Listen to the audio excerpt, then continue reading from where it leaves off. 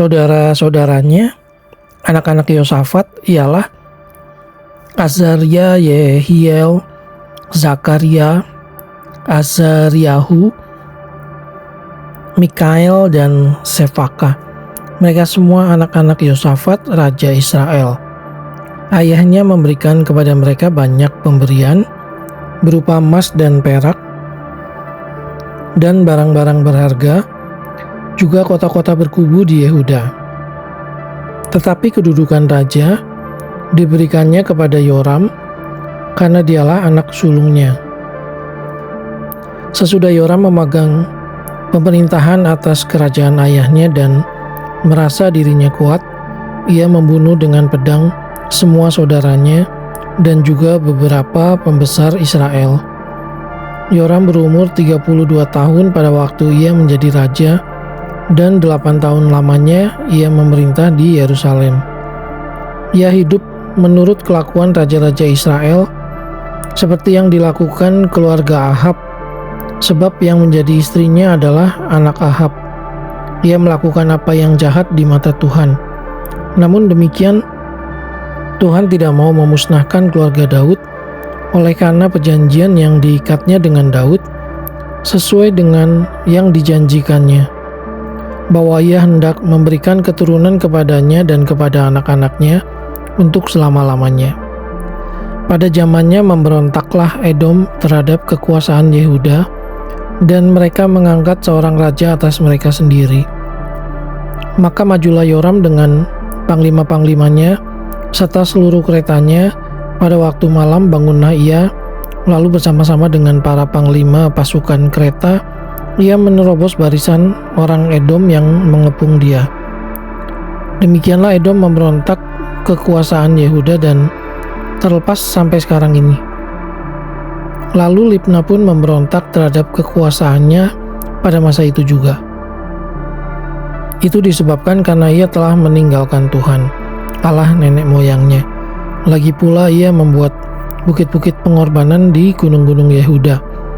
Ia membujuk penduduk Yerusalem untuk berzina dan ia menyesatkan Yehuda. Lalu sampailah kepadanya sebuah surat dari Nabi Elia yang bunyinya, "Beginilah firman Tuhan Allah Daud, bapa leluhurmu, karena engkau tidak hidup mengikuti jejak Yosafat ayahmu dan Asa raja Yehuda, melainkan hidup menurut kelakuan raja-raja Israel, dan membujuk Yehuda dan penduduk-penduduk Yerusalem untuk berzina, sama seperti yang dilakukan keluarga Ahab, dan juga karena engkau telah membunuh saudara-saudaramu, seluruh keluarga ayahmu yang lebih baik daripadamu, maka Tuhan akan mendatangkan tulah besar atas rakyatmu, anak-anakmu, istri-istrimu, dan atas semua harta milikmu, dan engkau sendiri akan menderita penyakit yang dahsyat, suatu penyakit usus, hingga selang beberapa waktu ususmu keluar oleh karena penyakit itu." Lalu Tuhan menggerakkan hati orang Filistin dan orang Arab yang tinggal berdekatan dengan orang Ethiopia untuk melawan Yoram. Maka mereka maju melawan Yehuda, memasukinya dan mengangkut segala harta milik yang terdapat di dalam istana raja sebagai jarahan, juga anak-anak dan istri-istrinya, sehingga tidak ada seorang anak yang tinggal padanya kecuali Yoahas anak yang bungsu. Sesudah semuanya ini Tuhan menulahinya dengan penyakit usus yang tidak dapat sembuh. Beberapa waktu berselang, kira-kira sesudah lewat 2 tahun, keluarlah ususnya karena penyakitnya itu. Lalu ia mati dengan penderitaan yang hebat. Rakyatnya tidak menyalakan api baginya, seperti yang diperbuat mereka bagi nenek moyangnya.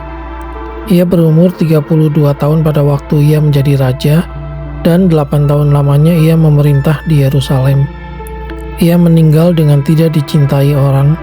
Ia dikuburkan di kota Daud, tetapi tidak di dalam pekuburan raja-raja. Lalu penduduk Yerusalem mengangkat Ahazia, anaknya yang bungsu, menjadi raja menggantikan dia, karena semua anaknya yang lebih tua umurnya telah dibunuh oleh gerombolan yang datang ke tempat perkemahan bersama-sama orang-orang Arab. Dengan demikian Ahazia anak Yoram, Raja Yehuda, menjadi raja. Ahazia berumur 42 tahun pada waktu ia menjadi raja, dan setahun lamanya ia memerintah di Yerusalem.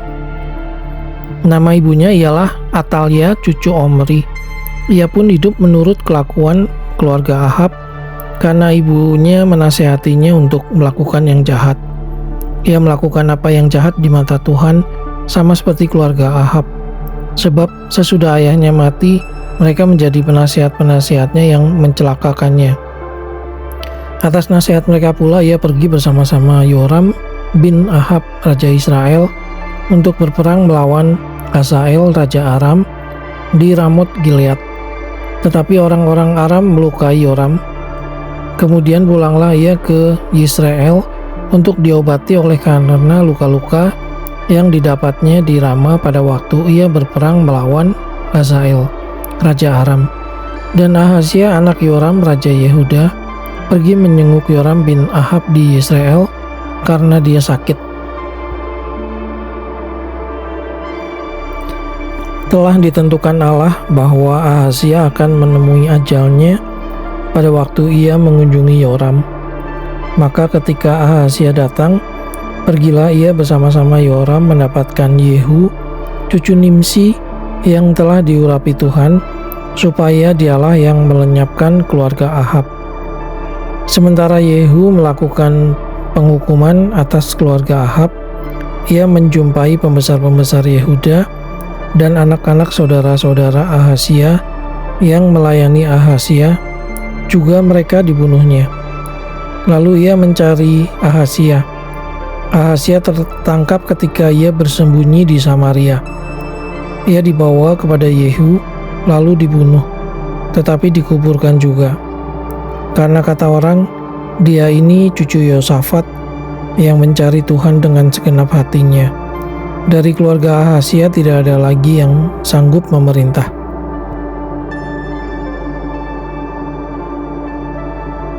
Ketika Atalia, ibu Ahazia, melihat bahwa anaknya sudah mati, maka bangkitlah ia membinasakan semua keturunan raja dari kaum Yehuda. Tetapi Yosabat, anak perempuan raja, mengambil Yoas bin Ahazia, menculik dia dari tengah-tengah anak-anak raja yang hendak dibunuh itu, memasukkan dia dengan inang penyusunya ke dalam gudang tempat tidur. Demikianlah Yosabat, anak perempuan Raja Yoram, istri Imam Yoyada, ia adalah saudara perempuan Ahazia, menyembunyikan dia terhadap Atalia, sehingga ia tidak dibunuh Atalia. Maka tinggallah Yoas 6 tahun lamanya bersama-sama mereka dengan bersembunyi di rumah Allah, sementara Atalia memerintah negeri. Tetapi dalam tahun ke-7 Yoyada memberanikan diri, dan ia mengadakan persepakatan dengan para kepala pasukan 100, yakni Azaria bin Yeroham, Ismail bin Yohanaan, Azaria bin Obed, Maasea bin Adaya, dan Elisafat bin Sikri. Mereka mengelilingi Yehuda dan mengumpulkan orang-orang Lewi dari semua kota di Yehuda, serta kepala-kepala puak orang Israel, dan mereka semua datang ke Yerusalem. Lalu seluruh jemaah itu mengikat perjanjian dengan raja di rumah Allah. Kata Yoyada kepada mereka, "Lihatlah anak raja, biarlah ia memerintah seperti yang telah difirmankan Tuhan tentang anak-anak Daud. Inilah yang harus kamu lakukan, sepertiga dari kamu, yakni yang selesai bertugas pada hari Sabat, baik imam maupun orang Lewi, haruslah menjadi penunggu pintu. Sepertiga lagi haruslah berada di istana raja, dan sepertiga pula di pintu gerbang dasar. Sedang seluruh rakyat haruslah berada di pelataran rumah Tuhan. Siapapun tidak boleh memasuki rumah Tuhan selain daripada para imam dan orang-orang Lewi yang bertugas. Mereka boleh masuk karena mereka kudus, tetapi seluruh rakyat haruslah mentaati peraturan Tuhan. Dalam pada itu orang-orang Lewi haruslah mengelilingi raja dari segala penjuru, masing-masing dengan senjatanya di tangannya. dan siapa yang memasuki rumah itu haruslah dibunuh, dan baiklah kamu menyertai raja setiap kali ia keluar atau masuk." Orang-orang Lewi dan seluruh Yehuda melakukan tepat seperti yang diperintahkan Imam Yoyada. Masing-masing mengambil orang-orangnya yang selesai bertugas pada hari Sabat bersama-sama dengan orang-orang yang masuk bertugas pada hari itu. Karena Imam Yoyada tidak membebaskan rombongan-rombongan itu. Lalu Imam Yoyada memberikan kepada para kepala pasukan 100 itu tombak-tombak, utar-utar dan perisai-perisai kepunyaan Raja Daud yang ada di rumah Allah. Ia menempatkan seluruh rakyat masing-masing dengan lembing di tangannya, di lambung kanan sampai ke lambung kiri rumah itu, dengan mengelilingi mezbah dan rumah itu untuk melindungi raja. Sesudah itu Yoyada dan anak-anaknya membawa anak raja itu keluar, mengenakan jejamang kepadanya dan memberikan hukum Allah kepadanya. Mereka menobatkan dia menjadi raja serta mengurapinya. Lalu berserulah rakyat, "Hiduplah raja!" Ketika Atalia mendengar pekik rakyat yang berlari-lari menyambut raja dan memuji-muji dia, pergilah ia mendapatkan rakyat itu ke dalam rumah Tuhan. Lalu dilihatnyalah raja berdiri dekat tiangnya pada jalan masuk, sedang para pemimpin dengan para pemegang nafiri ada dekat raja, dan seluruh rakyat negeri bersukaria sambil meniup nafiri, sedang para penyanyi dengan alat-alat musik mereka memimpin nyanyian puji-pujian. Maka Atalia mengoyakkan pakaiannya sambil berkata, "Khianat, khianat!" Tetapi Imam Yoyada menyuruh keluar para kepala pasukan 100, yakni orang-orang yang mengepalai tentara. Katanya kepada mereka, "Bawalah dia keluar dari antara barisan. Siapa yang memihak kepadanya harus dibunuh dengan pedang." Sebab imam itu telah berkata tadinya, "Jangan kamu membunuhnya di rumah Tuhan." Lalu mereka menangkap perempuan itu. Pada waktu ia sampai ke jalan masuk istana raja, pada pintu gerbang kuda, dibunuhlah ia di situ. Kemudian Yoyada mengikat perjanjian antara dia dengan segenap rakyat dan raja bahwa mereka menjadi umat Tuhan.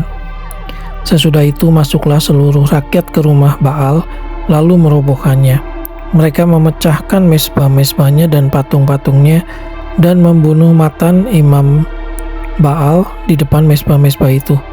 Kemudian Yoyada menyerahkan pengawasan atas rumah Tuhan kepada imam-imam dan orang-orang Lewi yang telah dibagi-bagi dalam rombongan oleh Daud untuk bertugas di dalam rumah Tuhan, yakni untuk mempersembahkan korban bakaran kepada Tuhan seperti tertulis di dalam Taurat Musa, dengan sukaria dan dengan nyanyian menurut petunjuk Daud.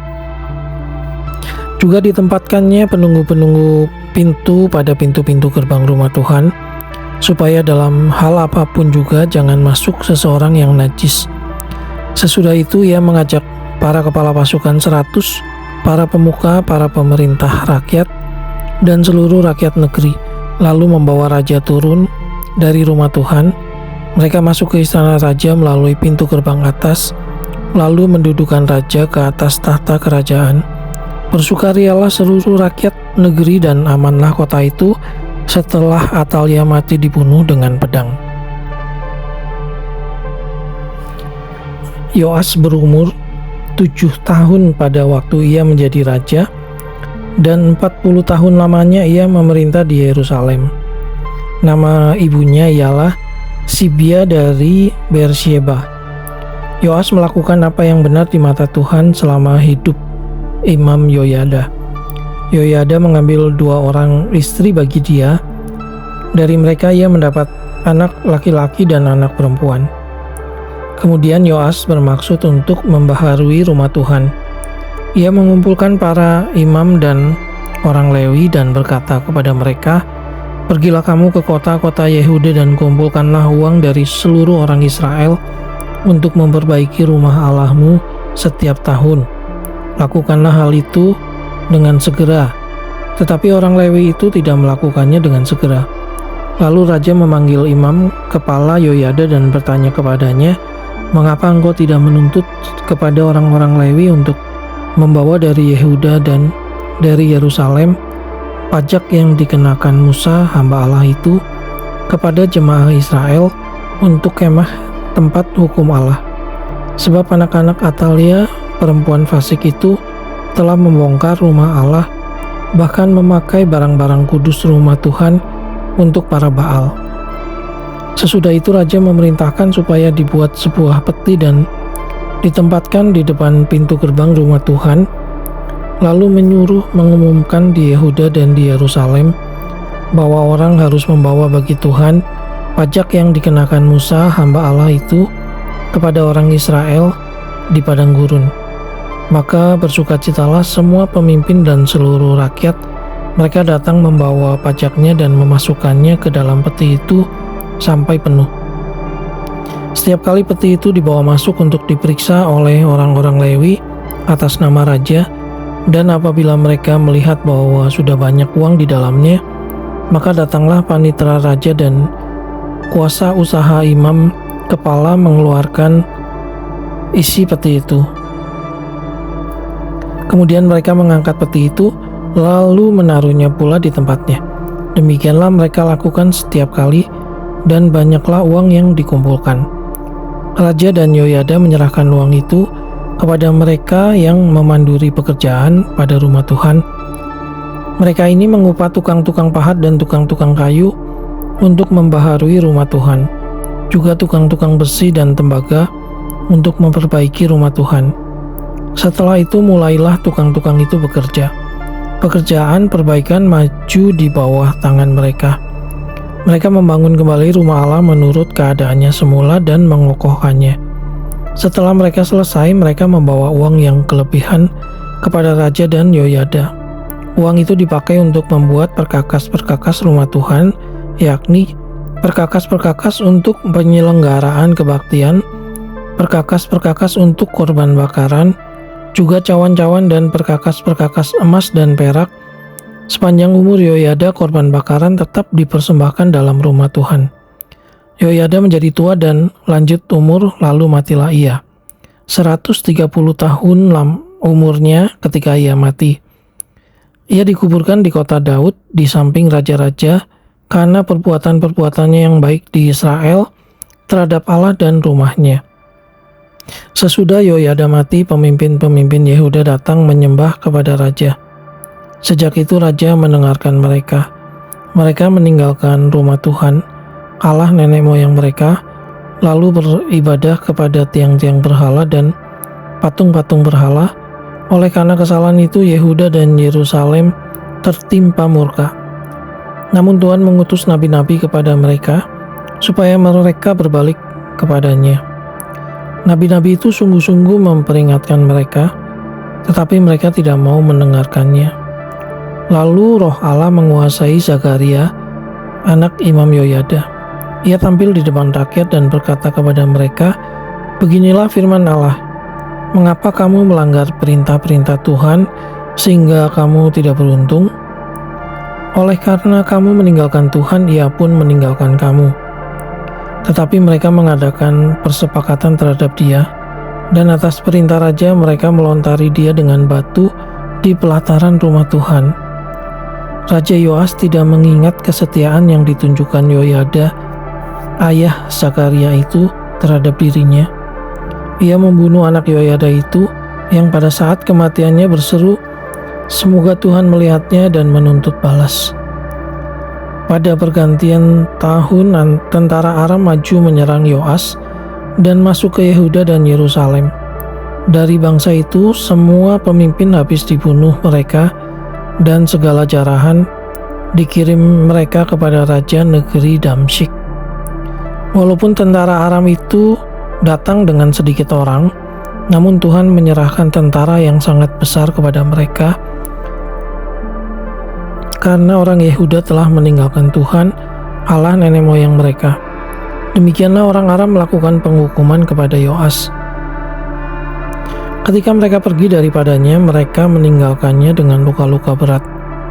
Pegawai-pegawainya mengadakan persepakatan terhadap dia karena darah anak Imam Yoyada itu, lalu membunuhnya di atas tempat tidurnya. Ia mati dan dikuburkan di kota Daud tetapi tidak di pekuburan raja-raja. Mereka yang mengadakan persepakatan terhadap dia ialah Zabat anak Simeat perempuan Amon dan Yosabat anak Simrit perempuan Moab. Tetapi anak-anaknya dan ucapan-ucapan ilahi yang banyak terhadap dia serta tentang perbaikan rumah Allah, semuanya itu tertulis dalam tafsiran kitab raja-raja. Maka Amasya anaknya menjadi raja menggantikan dia.